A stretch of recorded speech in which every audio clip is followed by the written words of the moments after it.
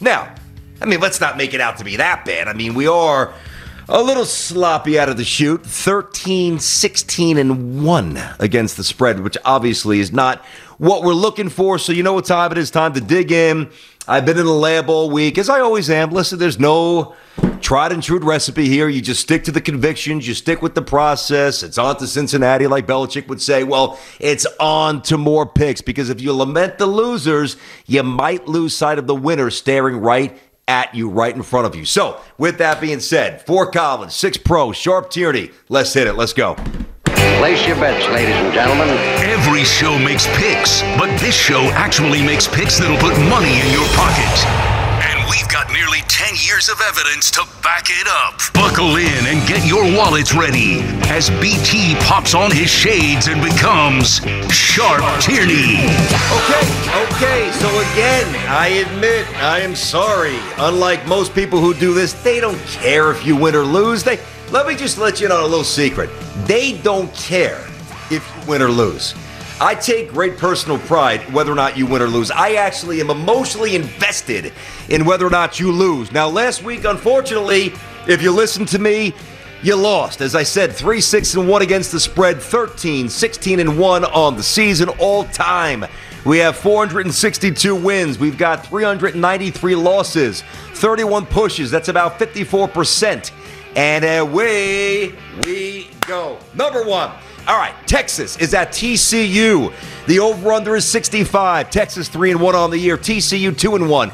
What did Texas do a week ago? They thumped Texas Tech. What was the score, BT? Pardon me, Sharp Tierney, 70-35. Okay, let's put that in the back of the notebook there. TCU, what have they done the last couple of games? Oh, I don't know. What have they done, Sharp Tierney? Well, they've allowed 128 points the last 2 games. Quarterback Casey Thompson should do his thing for the Longhorns. Noon kick, by the way, on ABC. And how about this? TCU, while they've scored 45, 34, and 34 points in the last 3 games, they've given up 64 in the last 2. What am I saying? I just spit a lot of numbers at you. Texas can score. They've proven that. TCU can score. They've proven that. Here we go. Over 65. Texas at TCU. Number 2. Now batting for the Yankees, number 2, Derek Jeter. Number 2, Jeter. Memphis, -11 at Temple. All right. Temple is not good. They're definitely not good. But they're not as bad as everybody thought they might be. All right.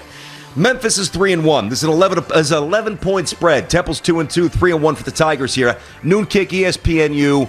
Blown out by Boston College. Temple was, and also by Rutgers. Now, both of the point spreads in those games, BC Temple and Rutgers Temple, were double the point spread in this game. Memphis laying 11, so at least it was 22 or more in the 2 games I referenced. You know what? I'm going to go with Memphis here. Little AAC action. Give me Memphis. Lay the 11 points. Hang on for dear life. Give it to Tigers. Boom. Win number 2. All right, I sense a little more offense. Louisville and Wake Forest. The Cardinals are 3-1. Wake is undefeated. They're 4-0. The over-under 62. This is a 12:30 Eastern kick. So, by the way this looks, the first game's at noon, the second game's at noon, the third game's at 12:30. So, by 12:30, when I'm watching my little guy play football, when I check the scores at halftime, more than Sharp Tierney does, of course, not me. Sharp Tierney does. It's either going to be a very good start to the weekend or it's going to be a rough start to the weekend. You know I'm obviously hoping for the former, a good start. Now, over in this game is 62. I like the quarterbacks in both of these situations. You got Malik Cunningham, you got Sam Hartman, all right? 2 years ago, they combined for 121 points, all right? Last year, they combined for 66. It's not exactly the same cast of players, but what does that mean? These teams get together, they hook up, they score some points. Give me the over. 62, Louisville against the Deacons. All right. Hey, when things go awry, get back to your roots, respect the military. You know I do. You know this show does. Boom, Army, the Black Knight of the Hudson Valley. -8 at Ball State, home of Bonzi Wells, home of David Letterman. By the way, did you see Letterman at that Nets press conference? That wasn't funny at all.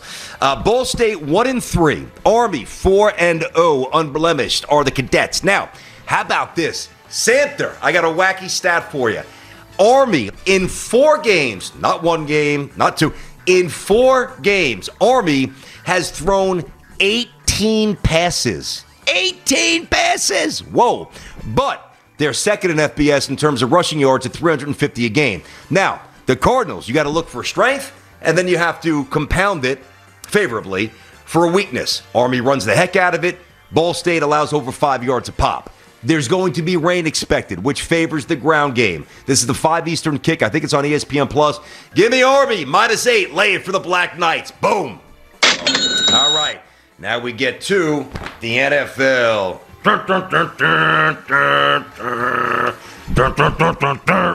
The Jets.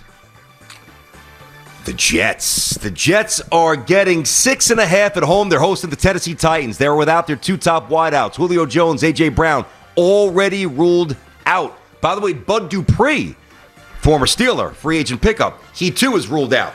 Now, I know the Jets have been a laughing stock. I understand this. They're 0-3. I get it. They average 6.7 points per game. 6.7 points per game. Just let that resonate for less than 7. However, not only do I think they're going to cover, I think the Jets are going to straight up win this game. So if you're really emboldened to roll with Sharp Tierney, take the money line. Jets, this will be a last stand kind of a game. At home, desperation. They're going to play better. Hey, Denzel Mims has finally been freed. He's going to be active. I guess he learned the rest of the playbook, huh? Give me the Jets plus the 6.5. My team's playing well Sunday. Take that one to the bank. Next. All right, might be another over-under here. We got a little Washington football team, 1-2. The Falcons, 1-2. The over-under is 47.5 here. Now, I'm going to bank on one thing here. Now, I'm not going to even waste anybody's time by getting too deeply into the weeds on this game. Both teams just kind of look bad. I'm surprised Washington's look bad. I'm not that surprised with the Falcons, though I am surprised they beat the Giants. And they shouldn't have beat the Giants. Giants should have won that game. I'm going to take the over here. I'm going to bank on sloppiness, resurfacing, and by the way, there's actually some talent in terms of receivers for the Falcons and receivers and skill position players for the Washington football team as well.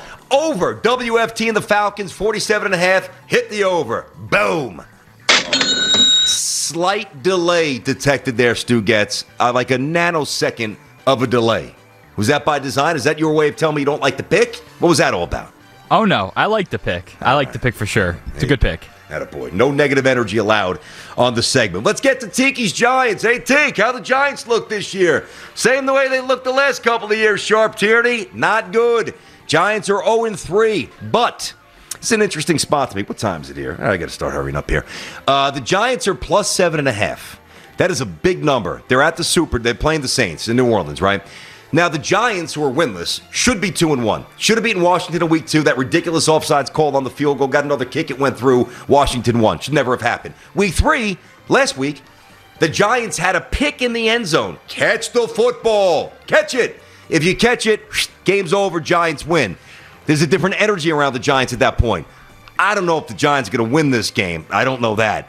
But that is a big enough number to entice me to say, you know what? I think Big Blue plays a representative game, and I think the Saints have been they've been a bit uneven. Give me the Giants plus a pretty healthy number, Big Blue plus 7.5. The Bears and the Lions. All right, now Nagy has said that this will be a game-time decision in terms of who's going to play quarterback, all right? Let me tell you who's going to play quarterback. Well, let me start by telling you who's not going to play quarterback this week for the Bears. Andy Dalton's not going to play quarterback for the Bears. He's not right yet. Justin Fields is not going to play quarterback for the Bears. I don't think he's healthy. I think Nick Foles plays for the Bears this weekend. And I think that that's going to be good enough for the Bears to cover the nominal lay, which is 3 points. See, the Lions, and they're fighting, and they're scrapping, and they got hosed and screwed in that Ravens game. I get it. And Campbell, there's some discipline. There's some energy there. Eventually, maybe they get it right. They have no real vertical weapons on offense. They have nobody that's going to gash you deep down the field. So the Bears, already a terrific defense, have one less thing to worry about. This is not 5 points or 6 or 7 or 10. 3 points, you know. And with Nick Foles not turning the ball over, again, I think Nick's going to play. And even if I still think whoever plays, I still think they'll cover. Bears -3 over Detroit. can't wait for this game. I cannot wait for this game. Great matchup in the AFC West. The Chargers, -3, hosting the Raiders. Although, if you listen to Derek Carr, it's basically a Raiders home game. The Raiders. Everybody just kind of, all the Raider fans just weaseling their way into that stadium and going to take over the joint. Well, that's all well and good. They might, but you know what the bottom line is? The bottom line is the Chargers are a better football team. The Raiders very well should have lost to, at this point, and it might change, but at this point, a pretty bad, sloppy Dolphins team, right? Needed overtime to win the game. I think the Chargers are. I know they're good, and I know the Ravens, the Raiders are pretty good as well. I think the Chargers are better. I think from top to bottom. All right, 1 through, what are they dressed now? What is it? I think it's 48, whatever it is, 50. 50. No, it used to be. I don't think it's 53, Mike. I think they changed that. Whatever the number is, I think from 1 to that number, I think the Chargers are better. They've got more balance, a little more explosion. Give me the Chargers -3 against the Raiders. I like the Chargers. You know I got to touch. I got to get a little taste. I got to get a little sample. Give me a little taste, just a little taste. Sunday Night Football. Tommy boy, the Pats +7 over the Bucks. Is Sharp Tierney going to tempt fate and say that the Bucks are not going to cover the spread and that the Pats are going to play well? First of all, Gronk probably will not play. I don't know where AB is. He's been out with COVID protocol. I'm going to give the respect to Bill Belichick to muck this up a little bit. I think Brady's going to be a little overly amped up early. That could lead to a mistake and keep the Pats hanging around. I'm not in a position to say the Pats are going to win this game. I am in a position to say, take the 7. New England's going to play a pretty decent game. 4 quarters, they'll cover the 7. Pats +7, the game of the year against the Tampa Bay Buccaneers.